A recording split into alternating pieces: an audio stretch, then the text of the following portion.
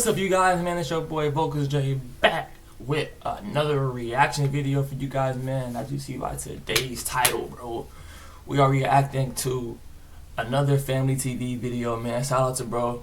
This title says that a DC police sergeant and a rapper was arrested on a drill, but supposedly the rapper charges got dropped. I don't know, man, but we gonna figure out what's really going on. If y'all boys new, if y'all girls new, hit that like button, subscribe button so y'all don't miss none of my videos, because we going crazy. Dropping every single day, you know. Also, if y'all want to see my videos live, hit the link down below and go tune into my Twitch, because we on there every time too. Without further ado, man, I love y'all. I love y'all, bros. I love y'all, sis. Let's get into the vid. No about. The ops, main ones getting caught down bad in the mix. Niggas just be rapping, bitch. Niggas don't even work. I catch your young ass, I'm gonna flip. He was 15 years old, but his bitch ass should been spinning. That's why we flip. Because I feel like the city really took off, you know, got behind that one, man. The city fell in love with that. Everybody, they still singing that to this day. Yeah. And what's that chemistry like with you and No Savage, man? Because it's like, y'all don't miss when y'all be dropping shit right now. Nah, we just get in there and just go. DC police sergeant last night. News Force Mark Seagraves breaking that news on Twitter about 90 minutes ago. The sergeant works in the department's 5th district. A DC police spokesperson tells News 4 that the sergeant faces several charges, including assault on an officer, fleeing the scene.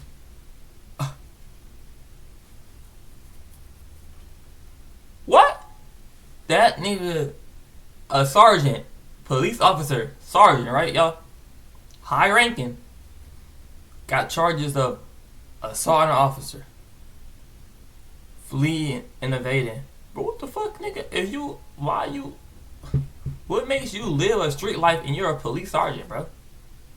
I don't know, man. And weapons charges as well. We are working to find out more about what happened before the arrest. As soon as we learn more, we'll have it. Being a sergeant, knowing the law, well, you supposed to know the law.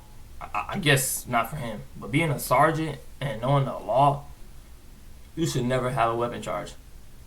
So the fact that you do, that's dumb as hell, man. For you this. Sometimes your biggest downfall ain't the system. It ain't your haters. It's you. The choices you made. The people you surround yourself with. And in this story, we got a man who had talent, still do, opportunity. Another shot to break a generational curse through music. But instead of the spotlight, he ended up in the headlines of the news. In handcuffs once again. Today, fam, we talk about one of the most talked about neighborhoods in Washington, D.C. A neighborhood with a handful of rappers who got a name for themselves just based on rapping alone. But we narrow that down on 1 or 2 men. Mainly about a man with a gift for music, but a trail of street choices and a circle that keep pulling them back. His most recent run-in with the law didn't just end in a traffic stop. It raised eyebrows across the city, knowing he was arrested with a sergeant, and the charges just so happens to drop. Now, recently, the sergeant who got caught with him, I say this out the gate, they sang from his neighborhood. Now, we'll later confirm and deny those allegations in this story. On top of the fact we talking about an officer and a local rapper being arrested together, fam, it seemed they also had switches in the car. Now, for those who don't know, this isn't just a random name off the block. That's why. To this rapper. It's a name that's been talked about in the DC circles for years. People said he had the voice, the energy. Yo, that's why he got the gun charge. Switches. That shit ain't legal. The pen to put the city on the map again. Coming from one of the most respected and most... But I don't get it. Why the fuck you need a switch? Just because I know it's smaller, bro, but just get like a mini Draco or something like that, bro. Get a chopper. You don't need a switch, bro. You dumbasses. Neighborhoods in the district. He carried both the weight of the environment and the gift of music talent that could have taken him far and still came. But like many stories we covered, the streets never let go. Months back, his name came up in paperwork tied to a shooting that he had retaliated against on top of the hill in his own neighborhood. We did that story. I'll leave the link in the bio. That landed him 20 to 21 months. It was supposed to be a lesson, the turning point, a chance to get out, focus on music, and finally separate himself from the cycle. Yet and still instead, here we go again. Fresh out, continuing his rap career, but once more, back in police reports. Instead of Billboard charts, the question remains, is the talent we're watching grow? Or is this another DC story of potential wasted before it even get the chance to breathe? Today we go over this story, briefly talk about this man and also another fellow rapper that associate with this community. But before we go over this one, I want you guys to remember, give you an angle, man. He just give you the story, man. Go shout out family, man. I'll go tell the bro. Subscribe. We'll jump right to it. Washington, D.C. has always had a complicated relationship when it comes to law enforcement. Unlike most cities, it doesn't have a full statehood or control over its laws. Congress and federal agencies can step in at any time. Back in the 1980s and the 1990s, D.C. was labeled the murder capital. During the crack epidemic, federal agencies like the DEA and the ATF flooded the city, running joint operations with MPD. That's when a lot of neighborhood names like Berry Farms, Simple City, and 37 became locked into the public record. Now, for those who've been living under a rock, Trump has promised the federal crackdown on crime in major cities. He's spoken about using the National Guard and federal agents, and D.C. was the first stop, which is somewhat why we're here today. In early 2025, reports suggested he was expanding mandatory minimums for gun crimes and give prosecutors more tools to go after gangs, drug networks, and people caught with switches and auto sears, which leading to more arrests in the city and more routine traffic stops. But today we focus on one neighborhood, 37 Place Southeast. Some consider small in size, but big in block identity. Like other named blocks in D.C., it's rep heavy in lyrics and visuals. Being from there, some consider it's both a stamp of pride and a target. Police already associate the block with activity, and any artist coming out of there carries the stigma, whether fair or not. Now, some know the name Shy Glizzy, but nowadays, that's the afterthought when it comes to the talent coming out of 37. Got No Savage, a person who we once covered, did a shooting inside of a mall, allegedly, took a plea, came home in 3 years. Then you got Baby J-Mo, a man once arrested after crashing a stolen vehicle at the U.S. Capitol. Running from the police, him and his partner being caught with a switch. Now he came home after doing some time, 3 years, but recently got arrested after allegedly cutting off his box while on probation. And because of that, he had charges like prison escape. And then you got Gizwa, a rapper from 37 who we also once covered, as mentioned earlier before. A man who was on camera shooting at his op alone after they spent this neighborhood, causing him to be shot in the process, which allegedly led to a funeral shooting the next day. Now, Gizwa recently came home earlier this year, dropping new music with Chicago rappers like Q50. Nigga, that Q50 who the fuck is up, nigga? That Q4. And do you prefer to like record by yourself or have your peoples with you, or it don't really matter for you? No, it don't matter. Yeah. It don't really matter. And when do you feel like you make your best music then? It's like when you're in a good mood, or you pissed off at the world, or you're going through some real life shit, or what? That should be mixed for real. Yeah. That should be mixed. I dig it, man. Money and Murder, this shit went crazy too, man. Man, they fell in love with that one. I knew that was gonna do something once I made that jump. For real? Yeah. Then he hit him with that War General too. That shit been man. going crazy. Oh man, I ain't even think it was gonna be so much. Yeah. I ain't think it was gonna do all that. But For that real? motherfucker ended up blowing. That's when I knew I had him for real. Oh shit. So what was that time like? It's like every video you was dropping was going crazy at this time, man. Man, that shit, man, I ain't gonna lie, that was a wonderful, wonderful feeling. That's what motivated me to keep dropping videos. Yep. And then that What About Buddy, that shit a classic, man. And that's my favorite jump to this day. Huh. What about Body? Was that your favorite shit like when you recorded it, or it kind of take some time to grow on you, or what? Once I recorded What About Body, that jump was like that. I'm like, man, I gotta shoot this ASAP. What about Body? Yeah, and that shit went crazy when he put it out too.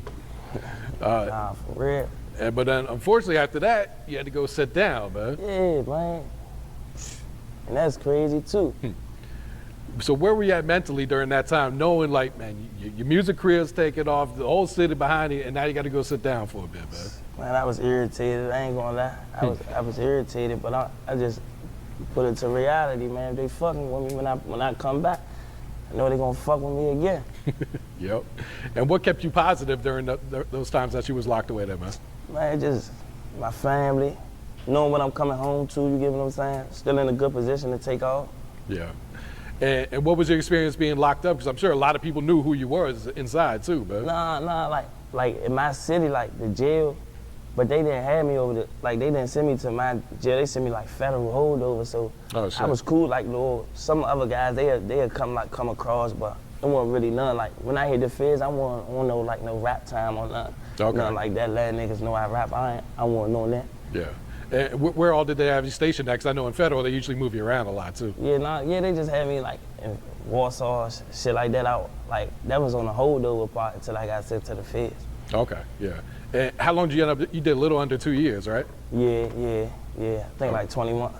Okay. Now that interview was released a month after Giz came home, just 5 months ago. Fast forward to the last day of September of 2025 on the 30th, Tuesday, he was arrested once again. But this time, he had two accomplices, and one happened to be a 27-year-old sergeant for the 5th District in Washington, D.C. His name was Sergeant Montez Clark. He was arrested and charged with assault on a federal officer, fleeing from law enforcement and leaving after colliding D.C. police headquarters. He was behind the wheel of a blue Chevrolet Camaro that crashed into a vehicle with 3 diplomatic security service agents, according to police. And as mentioned earlier in the video, they there due to this new Trump mandate. Clark and 2 other men, Saku Yates, 25, and Gizwap Russell Campbell, 23, were also charged with possession of a machine gun, carrying a pistol without a license, and possession of an unregistered gun. They was also charged with possession of large capacity ammunition feeding device and violating the National Firearms Act. The feeding device was a switch. Now Gizwap, aka Campbell, was charged with felon in possession. DC police sergeant in custody this evening along with 2 other men, and he's charged with several offenses including assault on a federal officer and possession of a machine gun. News 4's Mark Seagraves broke the story on social media this morning. You gotta think smarter than that, man. Y'all know I can't be doing that, man. He has the details on this troubling case. The 3 men face a total of 10 charges, including multiple gun charges. One of the men arrested is a D.C. police sergeant with 6 years on the force. Another is a convicted felon.